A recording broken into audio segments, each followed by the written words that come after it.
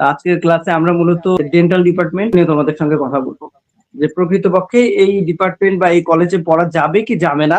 চলো তাহলে শুরু করি। আমাদের প্রথম স্লাইডটা ওকে, যে ডেন্টাল ডিপার্টমেন্টটা কি, এখানে পড়লে কি করা যাবে, লাইসেন্সের প্রয়োজন আছে কিনা, তোমরা চেম্বার করতে পারবা কিনা, আদৌ চেম্বার বন্ধ হয়ে যাবে কিনা, এই ধরনের নানা জল্পনা কল্পনা তোমাদের মধ্যে আছে।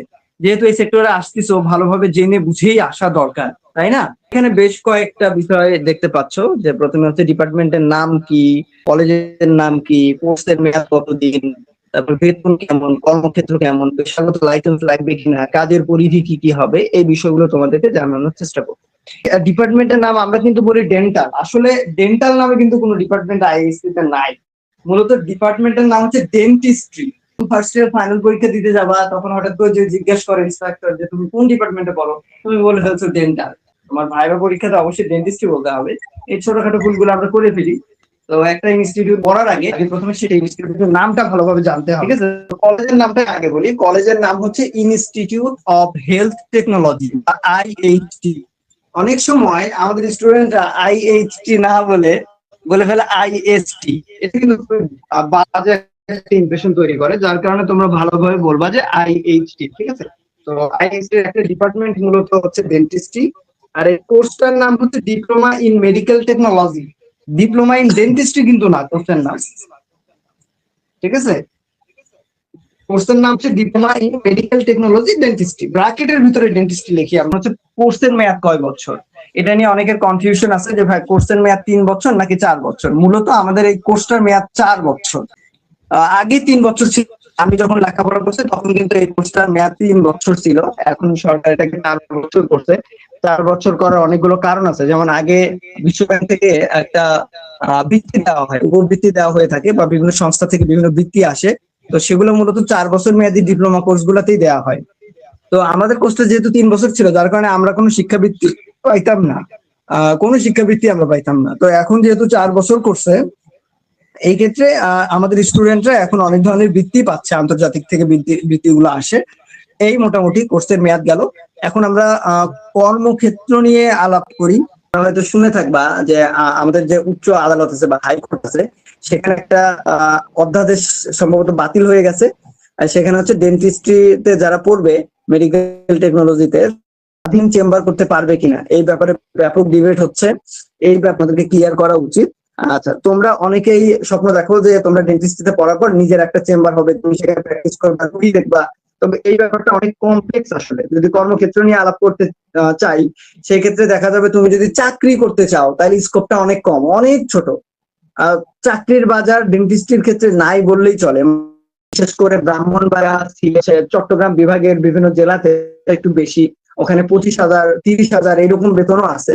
কিন্তু উত্তরবঙ্গের প্রেক্ষাপটে যদি দেখো, তাহলে 10,000 টাকার বেশি স্যালারিতে তুমি চাকরি করতে পারবে না ডেন্টালে পড়ার পর।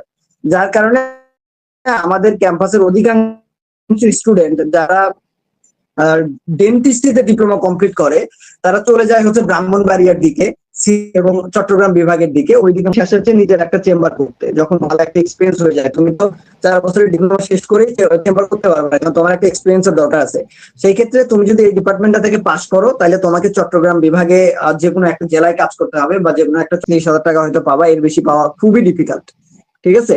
সারা জীবন চাকরি যদি করো, তাইলেও তোমার 30,000 টাকার উপরে যাওয়া একদম অসম্ভব ব্যাপারের মতো, ডেন্টাল থেকে অন্তত। কর্মক্ষেত্রের ক্ষেত্রে এখানেই জটিলতাটা মূলত তৈরি হয়। আর যারা বাংলাদেশে বিডিএস আছে, বিডিএস ডাক্তার যারা, ওনারা কখনোই চান না ডেন্টিস্ট্রি পড়ে, diploma in medical technology dentistry পড়ে কেউ চেম্বার করুক। যদিও আমাদের আশেপাশে অনেক দেখবা যে কারো লাইসেন্স নাই, কারো সার্টিফিকেট নাই, জাস্ট একটা ডেন্টাল চেম্বারে 6 মাস থেকে ডেন্টিস্ট হয়ে গেছে, এরকম ভাত, এরকম অসংখ্য চেম্বার আসলে আছে। আমার পরিচিত অনেকেই আছে, তারা কিন্তু বহাল তবিয়তে চেম্বার করে যাচ্ছে। বাংলাদেশের প্রেক্ষাপটে আসলে খুব একটা নিয়মের প্রয়োগ হয় না।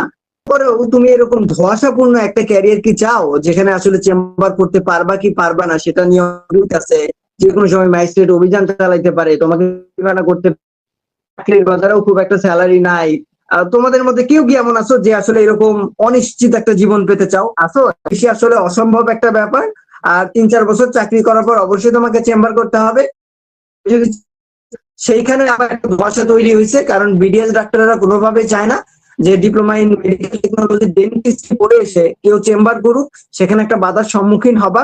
তবে বাংলাদেশে চেম্বার করা যায়, কারণ আইনের প্রয়োগ নাই, খাতা কলমে কেউ আসলে এগুলো দেখভাল করে না, যার কারণে চেম্বার করে যাচ্ছে। ঠিক আছে, এখন তুমি যদি এটা মেনে নিতে পারো যে আইন কানুন সংক্রান্ত প্রবলেম হইতে পারে, কিন্তু তুমি তোমার এলাকায় চেম্বার করবা, তোমাকে কেউ আসলে ধরবে না বা কেউ এসে জিজ্ঞেস করবে না। আর তার মানে কিন্তু এই না যে যারা এই ডিপার্টমেন্টে পড়ে তারা অদক্ষ, তারা যথেষ্ট দক্ষ তাদের কাজের জায়গাতে। ঠিক আছে, তারা তো আর বিদেশি ডাক্তারদের মতো বড় বড় সার্জারি করবে না, তাই না? তাদের যে নির্ধারিত যে ডিজিজ গুলা ওগুলা নিয়ে কাজ করবে। তো সেই ক্ষেত্রে তারা তাদের কর্মক্ষেত্রে অনেক দক্ষ, অনেক এক্সপার্ট, ঠিক আছে, তাদের পরিধির মধ্যে। কিন্তু যে এখানে অনেক আসলে ডিবেট আছে যে কাজ করতে দিব না, চেম্বার করতে দিব না, এগুলো নানান কথা আছে। আর এখান থেকে বিএসসি করা যায় বেসরকারি কয়েকটা প্রতিষ্ঠানে। মজার ব্যাপার হচ্ছে বিএসসি করার পরেও তোমার আইনগত অনেক জটিলতা তৈরি হবে, কারণ এই যে পেশাগত লাইসেন্সের যে ব্যাপারটা, এই লাইসেন্সটা আদতে পাওয়া যায় না। ডেন্টিস্টদের পেশাগত কোনো লাইসেন্স দেয় না। বিএমডিসি থেকে যদি একটা লাইসেন্স দিত, তাইলে অন্তত কিছু না কিছু প্র্যাকটিসের একটা ব্যাপার থাকতো। কোনো লাইসেন্সই নাই আসলে পেশাগত। তো এইটা নিয়ে ব্যাপক একটা ঝামেলা চলতেছে।